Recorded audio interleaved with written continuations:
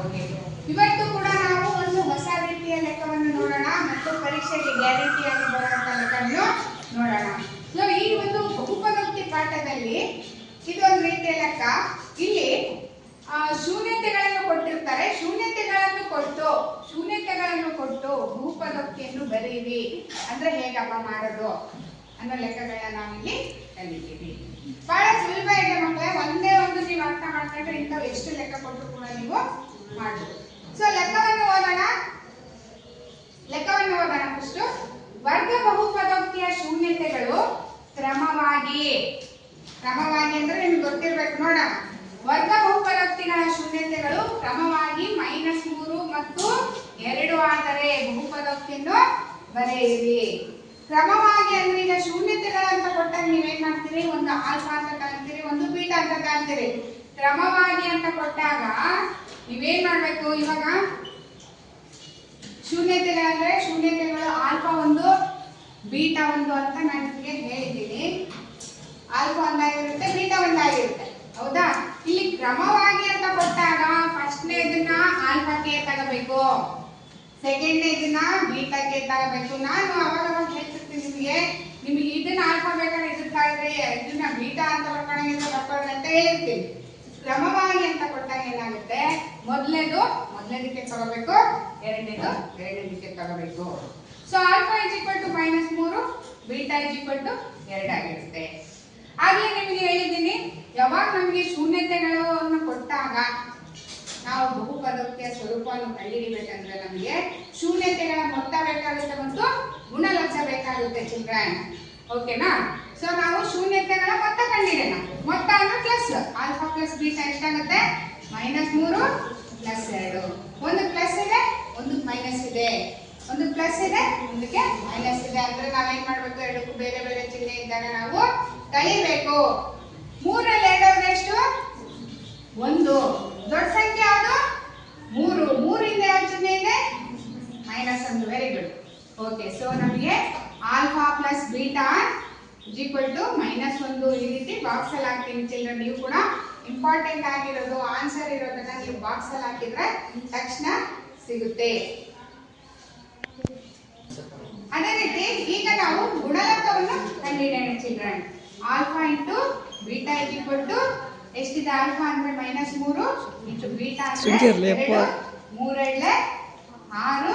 ಇದು ಪ್ಲಸ್ ಇದೆ, ಇದು ಮೈನಸ್ ಇದೆ, ಇದಕ್ಕೆ ಪ್ಲಸ್ ಇದೆ. Plus into minus is minus. ಆದ್ರಿಂದ ಆಲ್ಫಾ ಇಂಟು ಬೀಟಾ -6. ಇದು ಕೂಡ put it in the box. ಈ ರೀತಿ ಆದ್ಮೇಲೆ ನೆಕ್ಸ್ಟ್ ನಮಗೆ ಶೂನ್ಯತೆಗಳ ಮೊತ್ತ ಮತ್ತು ಗುಣಲಬ್ಧವು ಇದ್ದಾಗ ಒಂದು ಸೂತ್ರ ಇದೆ, ಅದನ್ನ ಬರೀತೀನಿ. ಬಹುಪದೋಕ್ತಿಯ ರೂಪ, ಬಹುಪದೋಕ್ತಿಯ ಸೂತ್ರ ಅಂತಾನೆ ಹೇಳ್ಬೋದು, ರೂಪ ಅಂತ ಕೂಡ ಹೇಳ್ಬೋದು. ಏನಾಗಿರುತ್ತೆ? x² ಮೈನಸ್, ಇಲ್ಲಿ ಮೈನಸ್ ಬರುತ್ತೆ, ಚೆನ್ನಾಗಿ ನೆನ್ಪಿಟ್ಕೊಳ್ರಿ. Alpha plus beta into x, alpha into beta. ಇದು ನಮ್ಮ ಶೂನ್ಯತೆಗಳ ಮೊತ್ತ ಮತ್ತು ಗುಣಲಬ್ಧವನ್ನು ಕೊಟ್ಟಾಗ ಈ ಸೂತ್ರವನ್ನು ಬಳಸಿ ನಾವು ಬಹುಪದೋಕ್ತಿಯನ್ನು ಬರಿಬೇಕು. ಸೊ x² ಇದೆ, x² ಮೈನಸ್ ಇದೆ, ಮೈನಸ್. ಇಲ್ಲಿ ನೋಡ್ರಿ ನಮಗೆ ಮೊತ್ತ ಎಷ್ಟು ಬಂದಿದೆ? -1 ಬಂದಿದೆ. ಸೊ ಇಲ್ಲಿ ಮೈನಸ್ ಬಂದಾಗ ನಾನು ಏನ್ ಹೇಳಿದ್ದೆ? ನೀವು ಒಂದು ಬ್ರಾಕೆಟ್ ಹಾಕಿ ಬರಿಬೇಕು ಅಂತ ಹೇಳಿದ್ದೆ, ಹೌದಾ? ಕನ್ಫ್ಯೂಸ್ ಮಾಡ್ಕೋಬಾರ್ದು ಅಂತೇಳಿ. ಇಲ್ಲಿ ನೋಡ್ರಿ ಆಲ್ಫಾ ಇಂಟು ಬೀಟಾ ಇದೆ, ಇದು ಕೂಡ ಮೈನಸ್ ಬಂದಿದೆ, ಇದಕ್ಕೂ ಕೂಡ ನಾನೊಂದು ಬ್ರಾಕೆಟ್ ಹಾಕಿ ಬರಿತೀನಿ. ಈಗ ನೋಡ್ರಿ x² minus into minus is plus. ಒಂದು x ನ ಬರೀ x ಅಂತ ಬರಿಬಹುದು, ಒಂದು ಬಿಟ್ರೆ ನಡೆಯುತ್ತೆ. ಒಂದು x ಅಂತಾನೆ ಬರಿತೀವಿ ಬರಿಬಹುದು, no problem. Plus into minus is -6. ಇದು ನಮಗೆ ಬೇಕಾದಂತಹ ಬಹುಪದೋಕ್ತಿ x² + x -6. ಸೊ ಈ ರೀತಿಯಾಗಿ ನಾವು ಯಾವಾಗಲೂ ಶೂನ್ಯತೆಗಳನ್ನು ಕೊಟ್ಟಾಗ ಮೊದಲನೇದಾಗಿ ನಾವು ಅವುಗಳ ಮೊತ್ತವನ್ನು ಬರ್ಕೋಬೇಕು, ಆಮೇಲೆ ಗುಣಲಬ್ಧವನ್ನು ಕಂಡುಹಿಡಿಯಬೇಕು, ಆಮೇಲೆ ನಮಗೆ ಈ ಸೂತ್ರನ ಕೂಡ ಬಾಕ್ಸ್ ನಲ್ಲಿ ಹಾಕಿ ಅಂತ ಹೇಳಿದ್ದೆ. ಸೊ ಈ ಒಂದು ಸೂತ್ರನ ಬರ್ಕೋಬೇಕು. ಸೂತ್ರದೊಳಗೆ ಮೊತ್ತ ಮತ್ತು ಗುಣಲಬ್ಧವನ್ನು ಸಬ್ಸ್ಟಿಟ್ಯೂಟ್ ಮಾಡಿ ನಾವು ಮಕ್ಕಳೇ ಈಗ ತಾನೇ ಒಂದು ಲೆಕ್ಕ ನೋಡಿದ್ವಿ, ಶೂನ್ಯತೆಗಳನ್ನು ಕೊಟ್ಟಾಗ ಯಾವ ರೀತಿ ನಾವು ಬಹುಪದೋಕ್ತಿಯನ್ನು ಬರೆಯುವುದು ಅಂತ ಹೇಳಿ. ಈಗ ಶೂನ್ಯತೆಗಳ ಮೊತ್ತ ಮತ್ತು ಗುಣಲಬ್ಧವನ್ನು ಕೊಟ್ಟಿರ್ತಾರೆ. ಇಲ್ಲಿ ಶೂನ್ಯತೆಗಳು ಕೊಟ್ಟಿಲ್ಲ, ಮೊತ್ತ ಮತ್ತು ಗುಣಲಬ್ಧನ ರೆಡಿ ಅವರೇ ಕೊಟ್ಟಿರ್ತಾರೆ. ಮೊತ್ತ ಮತ್ತು ಗುಣಲಬ್ಧಗಳನ್ನು ಕೊಟ್ಟಾಗ ಇರುತ್ತೆ. ಇಲ್ಲಿ ನಿಮ್ಗೆ ಇನ್ನೂ ಸುಲಭ, ಹಿಂದಿನ ಲೆಕ್ಕಕ್ಕಿಂತ ಇದೇ ಸುಲಭ. ಯಾಕಂದ್ರೆ ಇಲ್ಲಿ ರೆಡಿಮೇಡ್ ಮೊತ್ತ ಮತ್ತು ಗುಣಲಬ್ಧ ನೀವು ಗುಣಾಕಾರ ಮತ್ತು ಕೂಡಿಸೋದು ಮಾಡೋ ಅವಶ್ಯಕತೆ ಇಲ್ಲ. ಆದ್ರೆ ನೀವು ಲೆಕ್ಕನ ಸರಿ ಓದ್ಬೇಕು. ಒಂದೊಂದ್ಸರಿ ಅವರು ಶೂನ್ಯತೆಗಳಂತ ಕೊಟ್ಟಾಗ ನೀವು ಕೂಡಿಸ್ಬೇಕು, ಕಳಿಬೇಕು ಹಿಂದಿನ ಲೆಕ್ಕದಲ್ಲಿ. ಇಲ್ಲಿ ಬರೀ ಮೊತ್ತ ಗುಣಲಬ್ಧ ಅವರೇ ಕೊಟ್ಟಿರ್ತಾರೆ. ಲೆಕ್ಕವನ್ನು ಓದೋಣ ಹಾಗಾದ್ರೆ. ಓಕೆ, ಶೂನ್ಯತೆಗಳ ಮೊತ್ತ ಮತ್ತು ಗುಣಲಬ್ಧಗಳು ಕ್ರಮವಾಗಿ 4 ಮತ್ತು -3 ಆಗಿರುವ ಒಂದು ವರ್ಗ ಬಹುಪದೋಕ್ತಿಯನ್ನು ಕಂಡುಹಿಡಿಯಿರಿ. ಶೂನ್ಯತೆಗಳ ಮೊತ್ತ ಮತ್ತು ಗುಣಲಬ್ಧವನ್ನು ಕೊಟ್ಟಾಗ ಕ್ರಮವಾಗಿ 4 ಮತ್ತು -3 ಆಗಿದೆ, ಒಂದು ವರ್ಗ ಬಹುಪದೋಕ್ತಿಯನ್ನು ಕಂಡುಹಿಡಿಯಿರಿ ಅಂತ ಇರುತ್ತೆ ಚಿಲ್ಡ್ರನ್. ಸೊ ಆಗಿದ್ದಾಗ ಏನಂತ ಬರೀಬೇಕಂದ್ರೆ, ನೀವೀಗ ಕೊಟ್ಟಿರೋ ಅಂಶನೇ ಬರೆದ್ರೆ ನಿಮಗೆ ಅರ್ಧ ಮಾರ್ಕ್ಸ್ ಬರುತ್ತೆ ಚಿಲ್ಡ್ರನ್. ಸೊ ಇಲ್ಲಿ ಮೊತ್ತ ಮತ್ತು ಗುಣಲಬ್ಧ ಕ್ರಮವಾಗಿ ಅಂತ, ಕ್ರಮವಾಗಿ ಪದದ ಅರ್ಥ ಮೊತ್ತ ಮೊದಲಿಗೆ ಬಂದಿದೆ ಅಂದ್ರೆ ಮೊದಲೇದು ಮೊತ್ತ, ಗುಣಲಬ್ಧ ಎರಡನೇದು ಬಂದಿದೆ, ಗುಣಲಬ್ಧ ಎರಡನೇದು ಅಂತೇಳಿ ಅರ್ಥ. ಕ್ರಮವಾಗಿ ಪದದ್ದು ಅದೇ ಅರ್ಥ. ನೀವು ಮೊತ್ತ ಹೋಗಿ -3, ಗುಣಲಬ್ಧ ಹೋಗಿ 4 ಅಂತ ಬರ್ಕೋಣ ಹಾಗಿಲ್ಲ. ಮೊತ್ತ ಫಸ್ಟಿಗೆ ಐತೆ, ಫಸ್ಟ್ನೇ 4, ಗುಣಲಬ್ಧ ಸೆಕೆಂಡ್ ಐತೆ, ಸೆಕೆಂಡ್ ಐತೆ ಗುಣಲಬ್ಧ.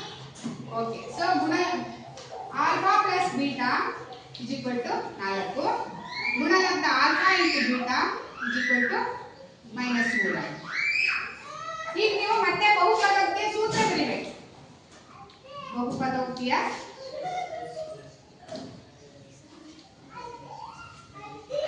ಸೂತ್ರ ಈ ತರ ಹೇಳಿದ್ನಲ್ಲ ನಿಮಗೆ, x² minus alpha plus beta into x plus alpha into beta.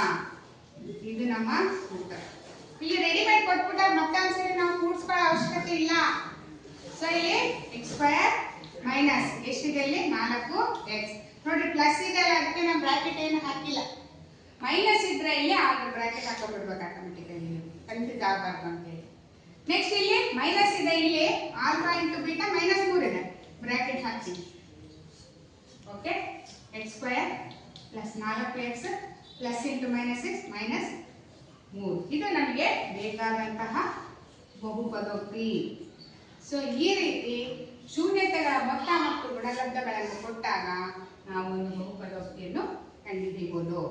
ಒಂದನೇ ಲೆಕ್ಕದಲ್ಲಿ ನಾವೇನಂತ ಮಾಡಿದ್ವಿ, ಇಲ್ಲಿ ಶೂನ್ಯತೆಗಳನ್ನ ಕೊಟ್ಟಿದ್ರು ನಮಗೆ. ನೀವು ಅದಕ್ಕೆ ಲೆಕ್ಕವನ್ನು ಓದುವಾಗ ಶೂನ್ಯತೆಗಳ ಕೊಟ್ಟಿದ್ದಾರೆ, ಶೂನ್ಯತೆಗಳ ಮೊತ್ತ ಮತ್ತು ಗುಣಲಬ್ಧವನ್ನು ಕೊಟ್ಟಿದ್ದಾರೆ ಅಂತ ಸರಿಯಾಗಿ ಓದ್ಕೋಬೇಕು. ನೀವು ಅವಸರ ಏನಾದ್ರು ಶೂನ್ಯತೆಗಳು ಕೊಟ್ಟಿರ್ತಾರೆ, ಇದೇ ಮೊತ್ತ ಗುಣಲಬ್ಧ ಅಂತ ಹಾಕೊಂಡು ಡೈರೆಕ್ಟ್ ಇದೇ ತರ ಮಾಡಿಬಿಟ್ರೆ ನಿಮ್ದು ರಾಂಗು. ಬರೀ ಶೂನ್ಯತೆ ಕೊಟ್ಟಾಗ ನೀವು ಕೂಡಿಸ್ಕೋಬೇಕು, ಮೊತ್ತ ಕಂಡುಹಿಡಿಬೇಕು, ಗುಣಲಬ್ಧ ಕಂಡುಹಿಡಿಬೇಕು, ಆಮೇಲೆ ಸೂತ್ರದಲ್ಲಿ ಹಾಕ್ಬೇಕು. ಇಲ್ಲ ಡೈರೆಕ್ಟ್ ಕ್ವಶನ್ ಸರಿಯಾಗಿ ಓದ್ಕೊಂಡ್ರೆ ಮೊತ್ತ ಮತ್ತು ಗುಣಲಬ್ಧಗಳು ಕೊಟ್ಟಾಗ ರೆಡಿಮೇಡ್ ಆನ್ಸರ್ ಇಲ್ಲಿ ಮೊತ್ತ ಅವರೇ ಕೊಟ್ಟಿದ್ದಾರೆ, ಗುಣಲಬ್ಧ ಅವರೇ ಕೊಟ್ಟಿದ್ದಾರೆ, ನಾವು ಸೂತ್ರದಲ್ಲಿ ಹಾಕಿ ಆನ್ಸರ್ ಅನ್ನು ಬರೀಬೇಕು. ಈ ರೀತಿ ನಾವು ಶೂನ್ಯತೆಗಳ ಮೊತ್ತ ಮತ್ತು ಗುಣಲಬ್ಧವನ್ನು ಕೊಟ್ಟಾಗ ಬಹುಪದೋಕ್ತಿಯನ್ನು ಬರೆಯುವುದು, ಶೂನ್ಯತೆಗಳನ್ನು ಕೊಟ್ಟಾಗ ಬಹುಪದೋಕ್ತಿಯನ್ನು ಬರೆಯುವ ಲೆಕ್ಕಗಳನ್ನು ಸುಲಭವಾಗಿ ಮಾಡಿ 2 ಅಂಕಗಳನ್ನು ಸುಲಭವಾಗಿ ತಗೋಬೇಕು. ಓಕೆನಾ, ತಗೋತೀರಾ?